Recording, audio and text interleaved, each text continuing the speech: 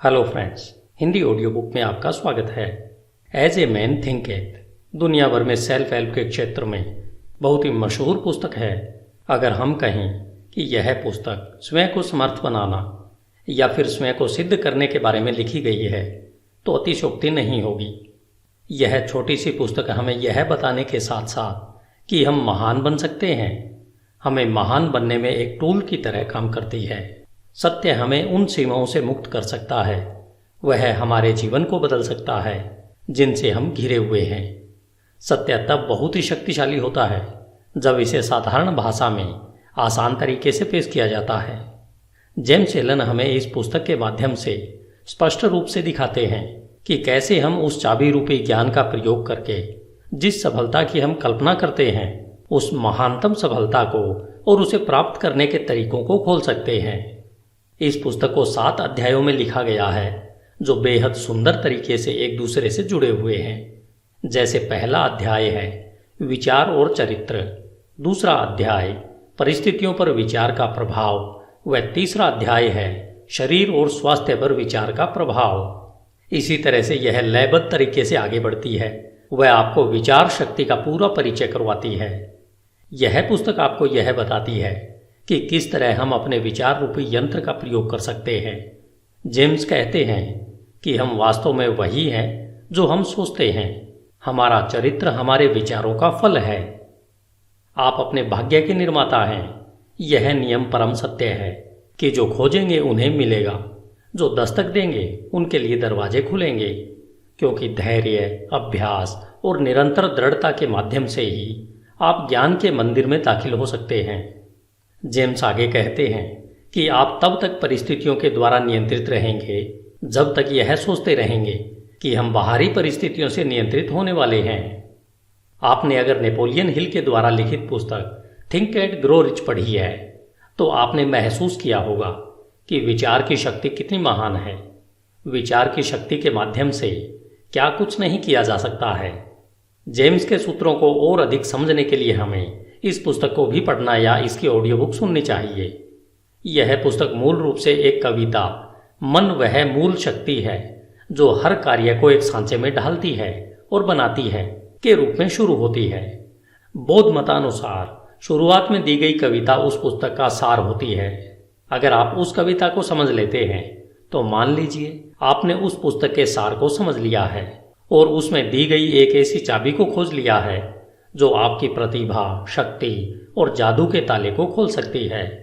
James Allen द्वारा लिखित पुस्तक एज ए मैन थिंकेथ का एक उपहार के रूप में आनंद लें। यह छोटी सी पुस्तक अपने आप में एक महान खजाना लिए हुए आपके सामने है। धन्यवाद। HindiAudiobook.com। आपका दिन शुभ हो। Hello friends, Hindi audio book में आपका स्वागत है। आज हम जेम्स एलन के द्वारा लिखित पुस्तक एज ए मैन थिंकेथ सुन रहे हैं। जेम्स एलन का जन्म सन 1864 में इंग्लैंड के लिसेस्टर में हुआ था। उनके पिता का देहांत उनके बचपन में ही हो गया था, जिससे उन पर व उनके परिवार पर मुश्किलों का पहाड़ सा टूट पड़ा था। ऐसी परिस्थितियों में उन्हें मात्र 15 साल की आयु में ही पढ़ाई बीच में ही छोड़नी पड़ी थी। साल 1902 तक आते आते उन्होंने फैसला किया कि अब वे केवल लिखने का ही कार्य करेंगे। इस दौरान उन्होंने अपने लेखन कार्य को कॉन्ट्रैक्टर्स के माध्यम से भी किया। अपनी पहली पुस्तक फ्रॉम पॉवर्टी टू पावर पूरी करने के बाद वे इंफ्राकॉम, जो कि इंग्लैंड का दक्षिणी पश्चिम तट है, वहां पर आकर बस गए थे। जेम्स वहां अपनी मृत्यु पर्यंत साल 1912 तक रहे। जेम्स एलन ने अपने जीवन में 19 बेहद सफल व ज्ञानवर्धक पुस्तकें लिखी हैं। आज आप जिस पुस्तक एज ए मैन थिंकेथ को सुनने जा रहे हैं यह उनकी सर्वश्रेष्ठ पुस्तक मानी जाती है। यह पुस्तक विचार की शक्ति पर एक निबंध नहीं है, बल्कि ध्यान, खोज और अनुभव का बहुआयामी फल है। यह पुस्तक सभी स्त्रियों और पुरुषों को इस सत्य को खोजने में मदद करने की कुंजी है कि वे स्वयं खुद के निर्माता हैं। वे अपने सुख दुख व ज्ञान अज्ञान के मुख्य शिल्पकार उनके खुद के विचार ही होते हैं। इनका निर्माता उनका खुद का मन ही होता है। James Allen, Ilfracombe, England. अध्याय 1 विचार और चरित्र। HindiAudiobook.com। हम वैसे ही हैं जैसा हम अपने मन में सोचते हैं। इस मुहावरे ने केवल हमारे संपूर्ण अस्तित्व को ही नहीं समेटा है, बल्कि यह हमारे संपूर्ण जीवन की हर एक दशा, दिशा और परिस्थितियों पर पूर्ण रूपेण खरा उतरता है। हमारा चरित्र हमारे संपूर्ण विचारों का ही संपूर्ण फल है। हम वास्तव में वही हैं जो हम सोचते हैं। जैसे बिना बीज के एक पौधा नहीं उग सकता, उसी तरह हमारे विचारों में छिपे हुए बीजों के बिना हमारा कोई भी कर्म उत्पन्न नहीं हो सकता। यह सूत्र उन सभी कर्मों पर भी बिना शर्त लागू होता है जिन्हें हम स्वप्रेरित या अपूर्वयोजित या फिर जिन्हें सोच समझकर किया जाता है। विचारों का मूल कर्म है और यही हमारे सुख दुख का फल है। अतः हम जो भी फल पाते हैं, चाहे वो मीठे हों या कड़वे, ये सभी हमारे विचारों का ही परिणाम होते हैं। हम आज जो भी हैं वह सब हमारे मन में उत्पन्न होने वाले विचारों के द्वारा रचित और निर्मित हैं।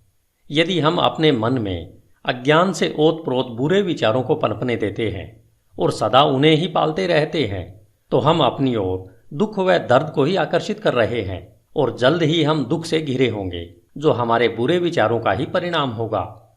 इसके विपरीत यदि हमारे मन में हम स्वस्थ और हितकर विचार रखेंगे, तो आनंद और सुख हमारा उसी तरह पीछा करेंगे जैसे धूप में परछाई हमारा पीछा करती है। पुरुष और स्त्री किसी नियम के द्वारा कौशल से रची रचना नहीं है, बल्कि ये तो एक उन्नति है। विचारों का जितना प्रभाव पूर्ण और दृढ़ परलोक में है, उतना ही प्रभाव इस भौतिक जगत में भी है।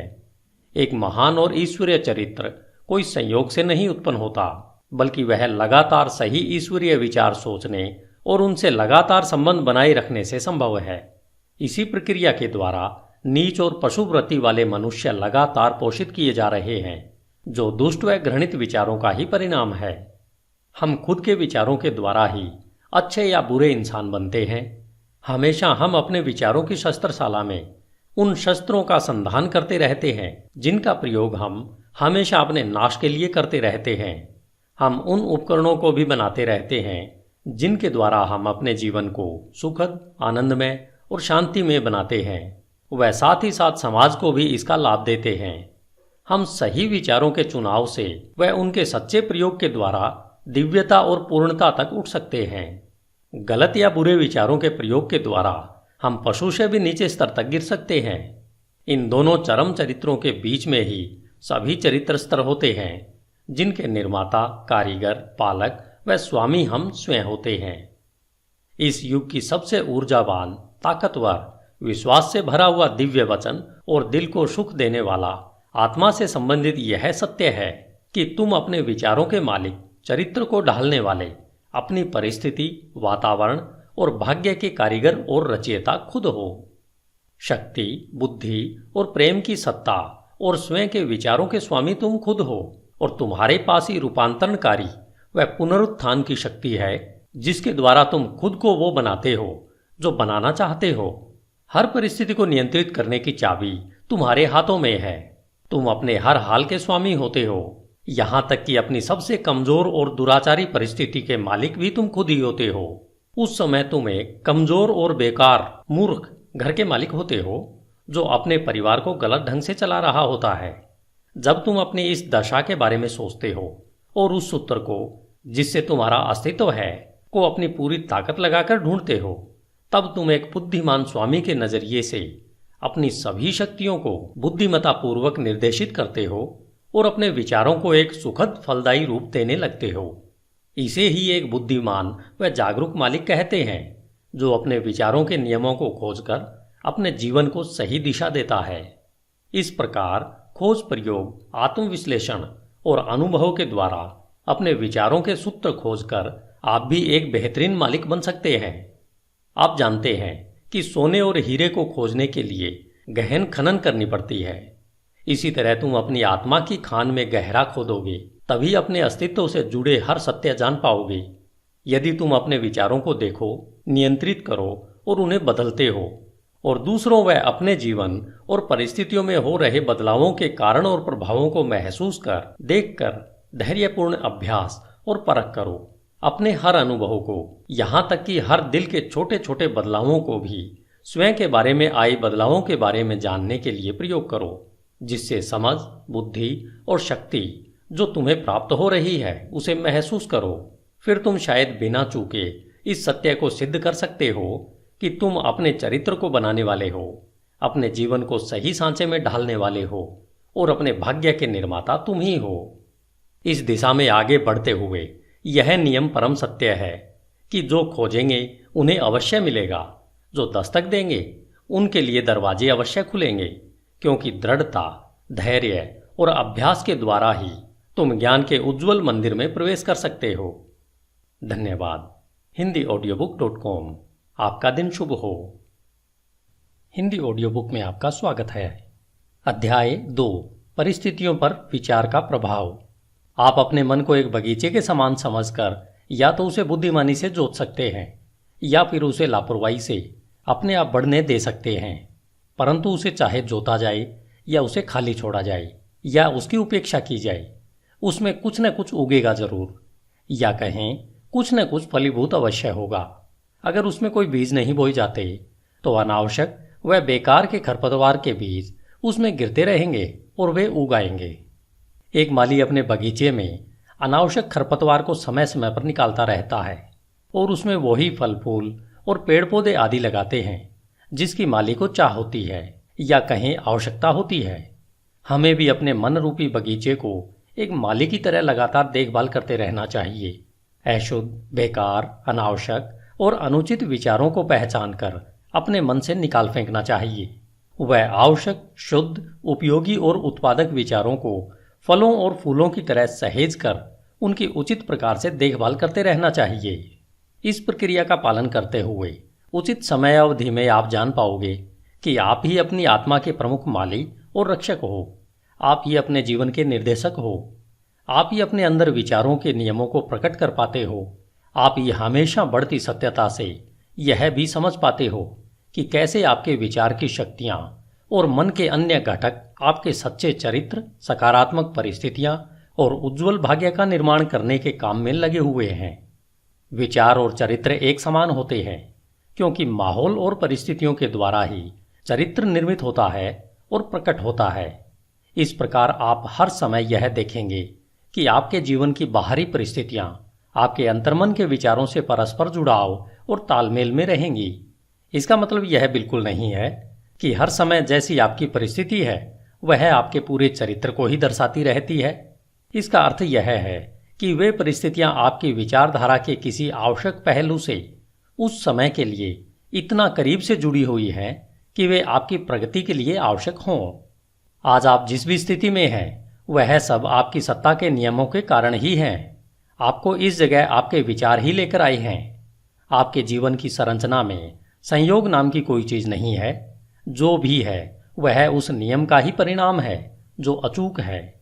यह बात उनके लिए उतनी ही सही है जो अपनी परिस्थितियों के साथ तालमेल में कमी का अनुभव करते हैं, जितना कि उनके लिए जिन्हें लगता है कि वे परिस्थितियों से संतुष्ट हैं। एक प्रगतिशील और जागरूक सत्ता के रूप में आप जहां पर हो वहां इसलिए हो कि आप उससे सीख कर आगे बढ़ सको। जैसे आप परिस्थिति में निहित आध्यात्मिक शिक्षण को सीख लेते हो, वह निकल जाती है और दूसरी परिस्थितियों के लिए जगह बनाती है। जब तक आप यह विश्वास करते रहोगे कि आप बाहरी परिस्थितियों द्वारा प्रभावित प्राणी हो, तब तक आप परिस्थितियों की मार खाते रहोगे। लेकिन जब आपको यह अनुभव होगा कि आप एक रचनात्मक शक्ति हो और उस छिपी हुई भूमि और बीज जिससे परिस्थितियां पनपती है पर अपना अधिकार जमा सकते हो, तब आप सही मायने में अपने खुद के स्वामी बन जाते हो। आत्म परीक्षण और आत्म संयम का अभ्यास करने वाले सभी लोग यह जानते हैं कि परिस्थितियां विचारों से ही उत्पन्न होती है। उन्होंने यह देखा है कि उनकी परिस्थितियों में फेरबदल उनकी मानसिक स्थिति में फेरबदल से सीधे अनुपात में होता है। यह सही है कि जब आप उत्सुकता से अपने विचारों की कमियों को दूर करने में स्वयं को लगा लेते हो, तब आप बहुत जल्दी प्रगति करते हैं और बहुत सारे परिवर्तनों से जल्दी ही गुजरते हैं। हर विचार रूपी बीज जिसे मन में विचारों के माध्यम से बोया जाता है वह अच्छी उपज ही देगा और देर सवेर किसी न किसी कार्य के रूप में फलता फूलता है। वह उसमें परिस्थिति रूपी फल अवश्य लगते हैं। अच्छे विचार अपने अनुरूप अच्छे फल और बुरे विचार हमेशा बुरा ही फल देते हैं। परिस्थितियों का बाहरी जगत विचार के आंतरिक जगत का निर्माण करता है। किसी इंसान को अच्छाई की चरम सीमा तक ले जाने के लिए प्रिय व अप्रिय बाहरी परिस्थितियों के वे मुख्य घटक हैं। आप अपने बोए की फसल काटने वाले स्वयं होने के नाते कष्ट और आनंद दोनों का ही अनुभव करते हो व उनसे सीखते हो। जिन्हें आप अपने पर हावी होने देते हो, ऐसी आंतरिक इच्छाओं, आकांक्षाओं और विचारों का अनुसरण करते हुए अपने जीवन की बाहरी परिस्थितियों के रूप में उनकी पूर्णता तक पहुंचते हो। उन्नति और अवनति के नियम सब जगह लागू होते हैं। कोई भी व्यक्ति जब अवनति के निचले स्तर पर या जेल जाता है तो परिस्थिति की क्रूरता के कारण नहीं, बल्कि अपने तुच्छ विचारों और निम्नतम इच्छाओं के द्वारा जाता है। एक सच्चे मन वाला व्यक्ति एकाएक ही किसी बाहरी शक्ति के दबाव में आकर अपराध से नहीं घिर जाता। उसके मन में आपराधिक सूक्ष्म विचार गुप्त रूप से पनप रहा होता है, जो अवसर मिलते ही अपनी पूरी शक्ति से प्रकट होता है। परिस्थितियां व्यक्ति को नहीं बनाती, बल्कि उस व्यक्ति का विचार जैसा है उसके लिए वैसी परिस्थिति प्रकट करती है। सिवाय हमारे स्वयं के बुरे इरादों के ऐसी कोई भी परिस्थिति नहीं होती जो हमें बुराइयों या कष्ट की ओर नीचे ले जा सके। इसी प्रकार ऐसी भी कोई स्थिति नहीं हो सकती जो हमारी बिना अच्छी और सफल आकांक्षाओं को निरंतर उपजाए हमें पुण्य, सफलता और उससे जुड़े आनंद की ओर ऊपर न उठाए। इस प्रकार से हम यह जान जाते हैं कि अपने विचारों के स्वामी होने के नाते हम स्वयं को बनाते हैं, अपनी परिस्थितियों और वातावरण को आकार देते हैं और उसके रचयिता भी हम ही होते हैं। हम जो चाहते हैं उसे आकर्षित नहीं करते, बल्कि हम उसे अपनी ओर आकर्षित करते हैं जो हम हैं। हमारी महत्वाकांक्षाएं, हमारी पसंद और हमारी इच्छाएं कदम कदम पर निष्फल होती रहती हैं। हमारे आंतरिक विचार और इच्छाएं स्वयं की खुराक, जो चाहे अच्छा हो या बुरा, उसी के द्वारा पोषित होती है। वह दिव्यता जो हमें आकार देती है वह हमारी आत्मा है जो हमारे अंतर्मन में है। हम स्वयं के द्वारा ही बंदी बनाए गए होते हैं। हमारे स्वयं के विचार और कर्म हमारे भाग्य के जेलर हैं। यदि वे तुच्छ हैं तो हमें बंदी बनाते हैं, और अगर वे अच्छे हैं तो हमें मुक्त करते हैं। आपने कभी न कभी यह महसूस अवश्य किया होगा कि हमें वह नहीं मिलता जिसकी हम इच्छा करते हैं या जिसके लिए प्रार्थना करते हैं, लेकिन आपको पता है कि हमें वह मिलता है जो हम सही तरीके से कमाते हैं, क्योंकि हमारी इच्छाएं और प्रार्थनाएं तभी पूर्ण होती हैं जब वे हमारे विचारों और कर्म से तालमेल में होती हैं। इस दृष्टिकोण से देखें तो परिस्थितियों से लड़ने का हमारे जीवन में क्या अर्थ है?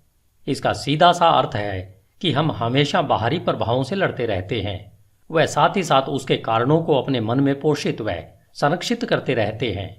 यह कारण या तो जागरूक बुराई या फिर अजागरूक कमजोरी का रूप धारण कर लेता है, लेकिन चाहे वह जो कुछ भी हो, वह धारण करने वाले के प्रयत्नों को दृढ़ता से रोकता है और किसी हल को खोजने को मजबूर करता है।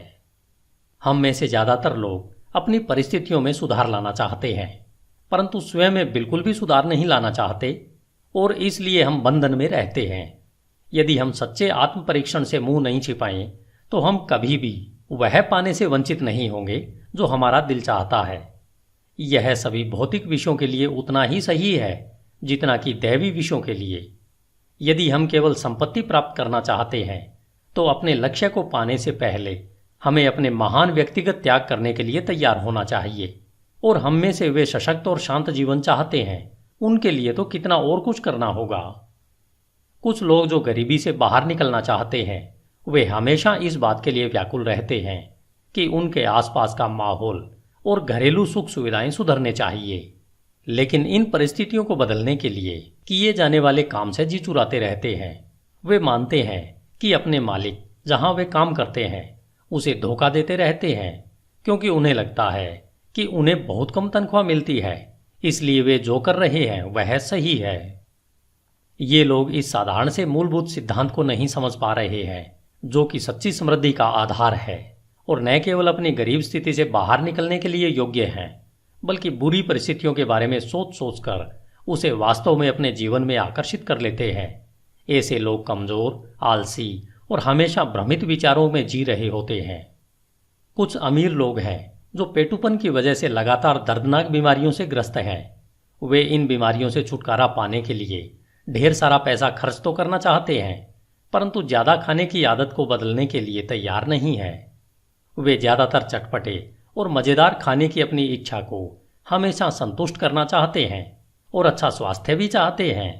ऐसे लोग अच्छे स्वास्थ्य के लिए अयोग्य हैं क्योंकि उन्होंने स्वस्थ जीवन के पहले सिद्धांत को अभी तक नहीं सीखा है। कुछ मालिक हैं जो गलत रास्ते से धन कमाकर अमीर और ज़्यादा अमीर होना चाहते हैं, जिसके लिए वे चालाकी से सही वेतन न देकर ज़्यादा काम करवाना चाहते हैं। ऐसे मालिक समृद्धि के बिल्कुल योग्य नहीं है। जब इनका प्रतिष्ठा और समृद्धि दोनों ही मामलों में दिवाला निकल जाता है, तब ये लोग परिस्थितियों को दोष देते रहते हैं, लेकिन वे यह नहीं जानना चाहते कि अपनी इस परिस्थिति के वे ही पटकथा लेखक हैं। ये 3 उदाहरण मात्र इस सत्य को बताने के लिए कहे गए हैं कि लोग अपनी परिस्थितियों को बिना जाने निरंतर उन विचारों और इच्छाओं को प्रोत्साहित कर रहे हैं जो उन अच्छे फल से संभवतः तालमेल नहीं खाते हैं जो वे चाहते हैं। वे ऐसा करते हुए अच्छे फल को निरंतर निष्फल कर रहे हैं। ऐसे किस्से कई गुना बढ़ सकते हैं और निरंतर चल सकते हैं, लेकिन इसकी आवश्यकता नहीं है। यदि हम दृढ़ निश्चय कर लें कि हम अपने मन और जीवन में विचार के नियम के क्रम को खोजेंगे, और जब तक ऐसा नहीं होगा तब तक केवल बाहरी तथ्य तर्क के लिए पर्याप्त नहीं हो सकता। परिस्थितियां फिर भी इतनी जटिल है, विचार इतना गहराई से बैठा है और व्यक्ति व्यक्ति में प्रसन्नता की अवस्था इतनी भिन्न है कि हमारी समस्त आत्मदशा, जो हमें पता है, केवल जीवन के बाहरी पहलू के तहत किसी के द्वारा आंकी नहीं जा सकती है। कोई व्यक्ति किन्हीं कार्यों में ईमानदार हो सकता है परंतु अभावग्रस्त है, जबकि दूसरा व्यक्ति कई कार्यों में बेईमान हो सकता है फिर भी खूब संपत्ति हासिल करता है। और इसका अधिकतर मतलब निकाला जाता है कि कोई व्यक्ति इसलिए असफल होता है क्योंकि वह ईमानदार है और दूसरा व्यक्ति इसलिए सफल है कि वह बेईमान है।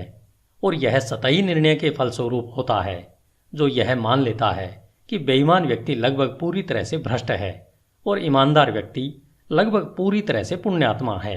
गहन ज्ञान और विस्तृत अनुभव के आधार पर यह निर्णय गलत माना जाता है। बेईमान व्यक्ति में भी कुछ ऐसे प्रशंसनीय गुण हो सकते हैं जो दूसरों में नहीं है, और ईमानदार व्यक्ति में कुछ ऐसे दुर्गुण हो सकते हैं, चाहे सूक्ष्म ही क्यों न हो, जो दूसरों में नहीं होते हैं। ईमानदार व्यक्ति अच्छे विचारों और कर्मों के कारण अच्छा फल पाते हैं, परंतु अपने दुर्गुणों के कारण कष्ट का भी अनुभव करते हैं। बेईमान व्यक्ति उसी तरह से कष्ट या हर्ष का अनुभव करता है। मानव अहम को यह मानना अच्छा लगता है कि व्यक्ति अपने सद्गुणों के कारण कष्ट में होता है, परंतु जब तक हम अपने मन से हर रोगी, कटु और अशुद्ध विचार को निकाल नहीं फेंकते हैं और अपनी आत्मा से हर अस्वस्थ दाग को साफ नहीं कर देते हैं, तब तक हम उस स्थिति में नहीं हो सकते हैं जहां हम यह जान पाएं और घोषित कर पाएं कि हमारा कष्ट हमारे बुरे विचारों के कारण है, न कि हमारे अच्छे गुणों के फलस्वरूप है। उस परम पूर्णता के पथ पर पहुंचने से बहुत पहले हमें अपने जीवन और मन में कार्यशील उस महान नियम का पता चल जाएगा जो पूर्णतः न्याय संगत है, जो बुरे के बदले अच्छा या अच्छे के बदले बुरा नहीं देगा। जब हमें ऐसा ज्ञान होता है तब हम यह जान पाते हैं अपने पूर्ण के अज्ञान और अंधेपन को देखते हुए कि हमारा जीवन अभी और सदा से ही न्याय संगत रहा है। हमारे पूर्व के सारे अच्छे या बुरे अनुभव हमारे विकसित होते हुए फिर भी अविकसित आत्मा के ही उचित परिणाम है। अच्छे विचार और कर्म कभी भी बुरे परिणाम नहीं दे सकते, और इसके विपरीत भी इतना ही सही है कि बुरे विचार और कर्म कभी अच्छे सुखद परिणाम नहीं दे सकते। हम प्रकृति जगत में इस नियम को भलीभांति जानते हैं और समझते हैं।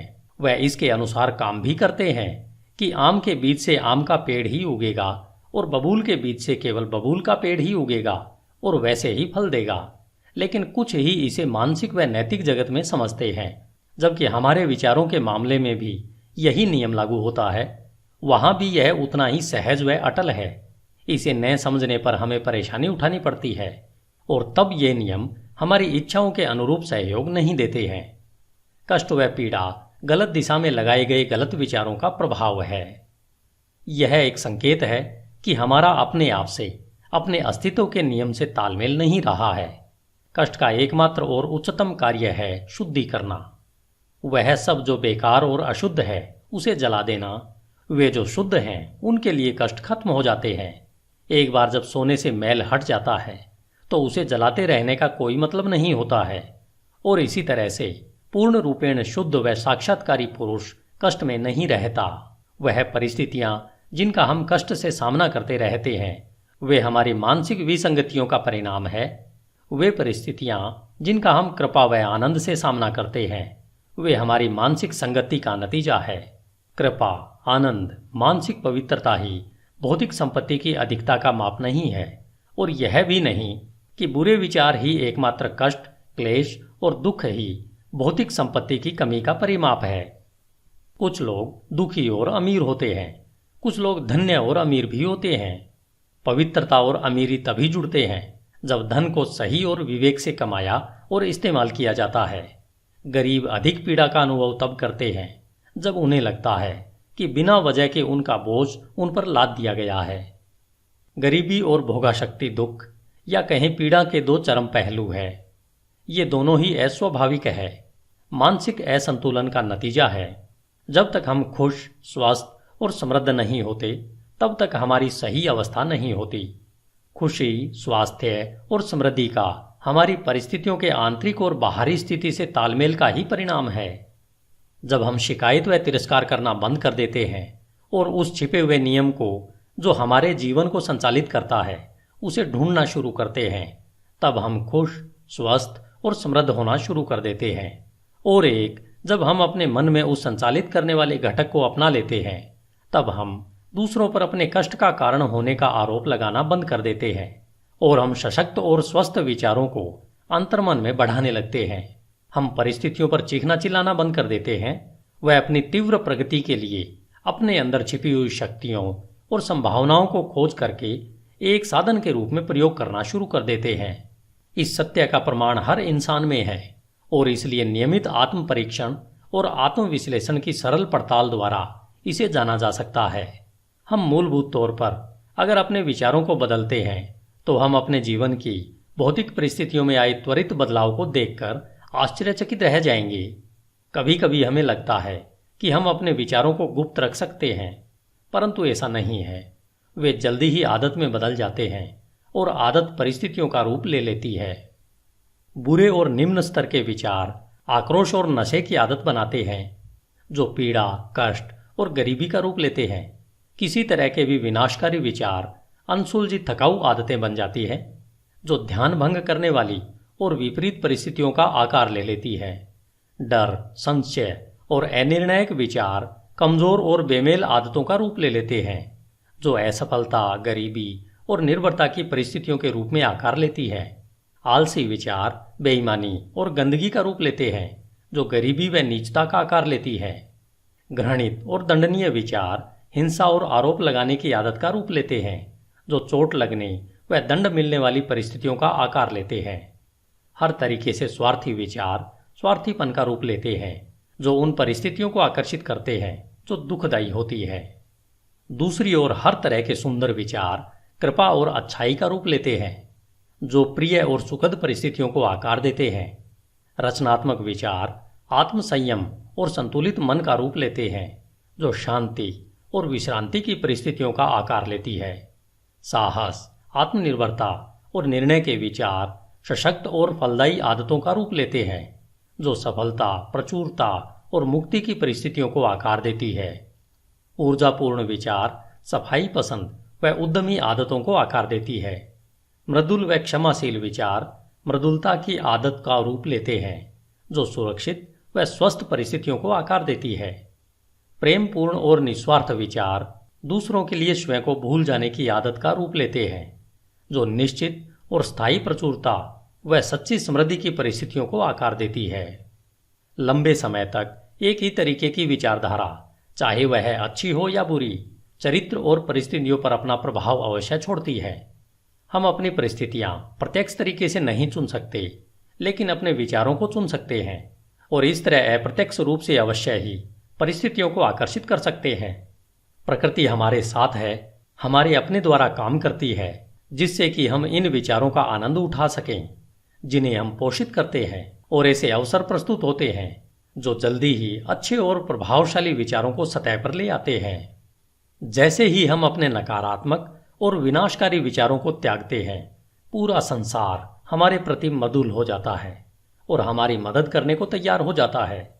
जैसे ही हम अपने कमजोर और दूषित विचारों से दूर जाने लगते हैं, हर तरफ ऐसे अवसर उमड़ने लगते हैं जिससे कि हमारे सशक्त संकल्प को मदद मिले। जैसे ही हम अच्छे विचारों को बढ़ावा देते हैं तो कोई